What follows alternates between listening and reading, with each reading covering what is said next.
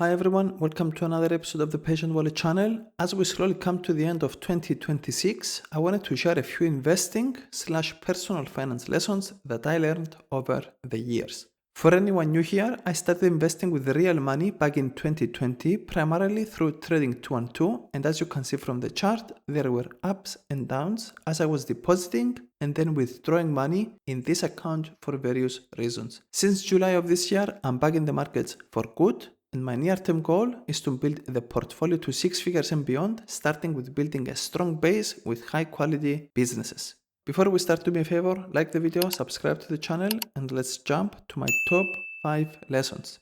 Lesson number 1, just start. I spent many years reading about investing, studying it, using practice accounts, and anything else under the sun other than actually investing with my own money.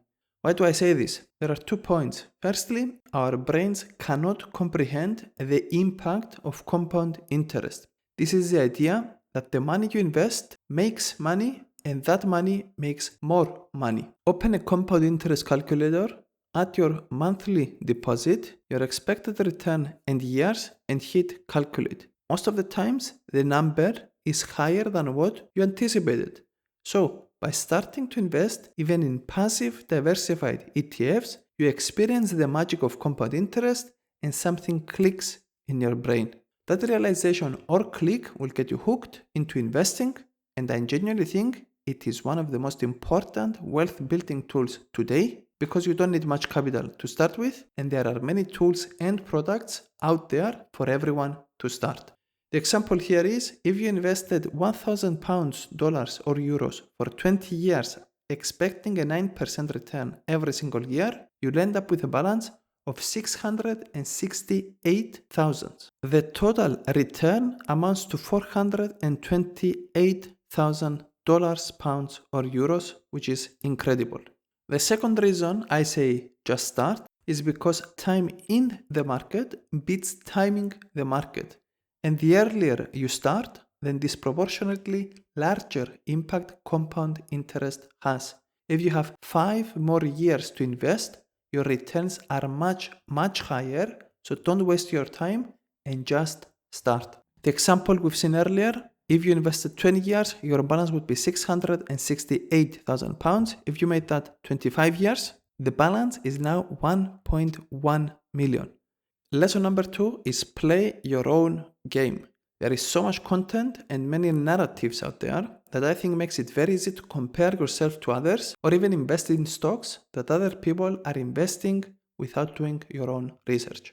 Firstly, it is crucial to understand that investing is a personal thing. Some people like passive investing, for example, investing in an ETF that tracks major indices like the S&P 500, and some like active investing, picking individual stocks, developing their own thesis, running calculations, etc.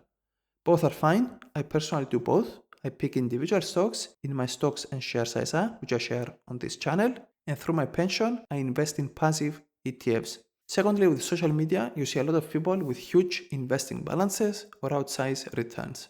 I think it is important to understand that people are less likely to show their bad performance or their massive debt balances, so you have this disallocation from reality. Also remember, you don't know what happens behind the scenes or what everyone's situation is, so design a plan that works only for you and make sure you play your own game. On this channel, I try to be as transparent as possible when it comes to finances, as I think it is important to see the full picture rather than just a small section of it. If you go back to my early videos, you'll see our goals, our debt balances, cash, passive income, etc. I'll continue to share our personal finance and investing journey with full transparency, hoping it helps or inspires some people, but please make sure you play your own game.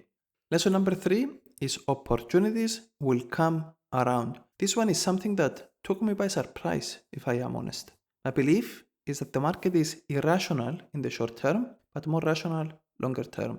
Since March 2020, I've seen some irrational behavior from the market, and I am not talking about some complex investing strategies or a small corner of the market that nobody knows about. As I said earlier, I started investing about 5.5 years ago, and during this period, there are 3 examples that come to mind on irrational behavior on individual stocks. Example number 1, Meta platforms. Back in 2021 and 2022, the stock fell by something like 70 to 75% from its peak. I was invested in Meta back then, and I continued to buy as the company was dropping. In my opinion, the market was irrational. Zuckerberg, the CEO, was focusing on metaverse, changed the name of the company from Facebook to Meta Platforms, whereas the market was scared about this new direction, increased CapEx spend, and TikTok was supposed to eat Meta's lunch. Even though the stock price crashed, fundamentals did not change that much, so I kept buying.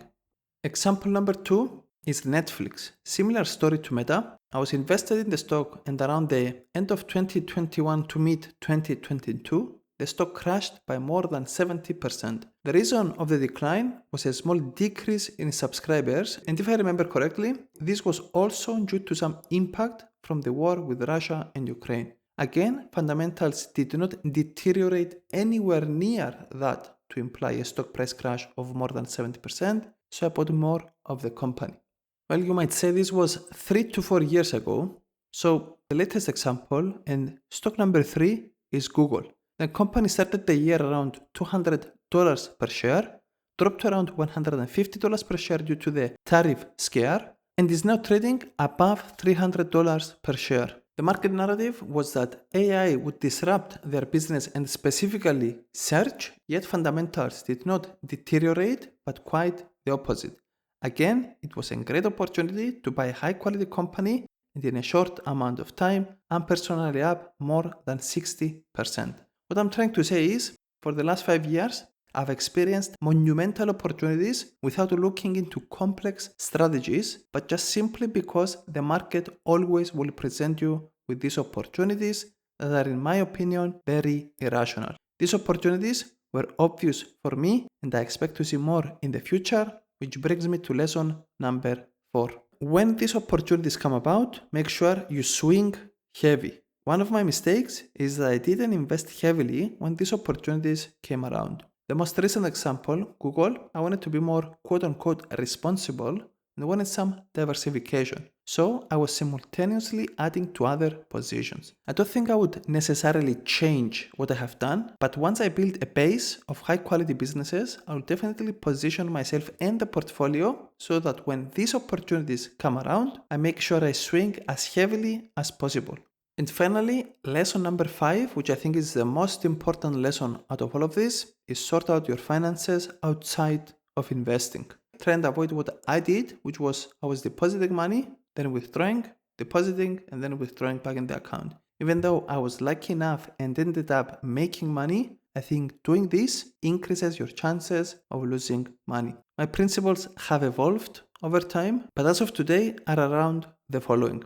Firstly, and most importantly, have a budget. Sit down, understand what comes in and what goes out, because this establishes control over your money. Secondly, have a 6 to 12 months of expenses sitting in a savings account that you can easily access if you need it. This can help you with any emergencies you might face. Third one is avoid debt as much as possible. These days, it's almost impossible to avoid mortgage debt to jump on the property ladder, but you can certainly avoid high interest debt. If you have credit card debt paying 30% interest on it, you literally have compound interest working against you. And on mortgage debt, if you do have one, think if you want to get rid of it or not. We decided we wanted to get rid of it as soon as possible, but please make your own decision. Mathematically, usually it doesn't make any sense to pay your mortgage if the rate is below 7 to 10%, but life is not just maths.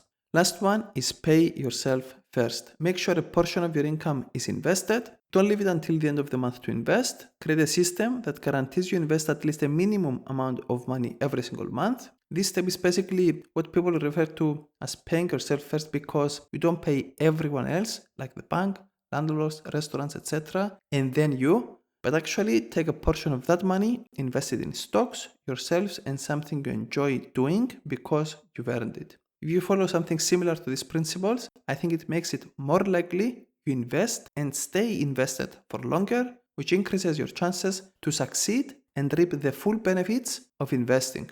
That's it. These are my top 5 lessons. Enjoy Christmas and holidays with your friends and family. and I'll see you in the next one.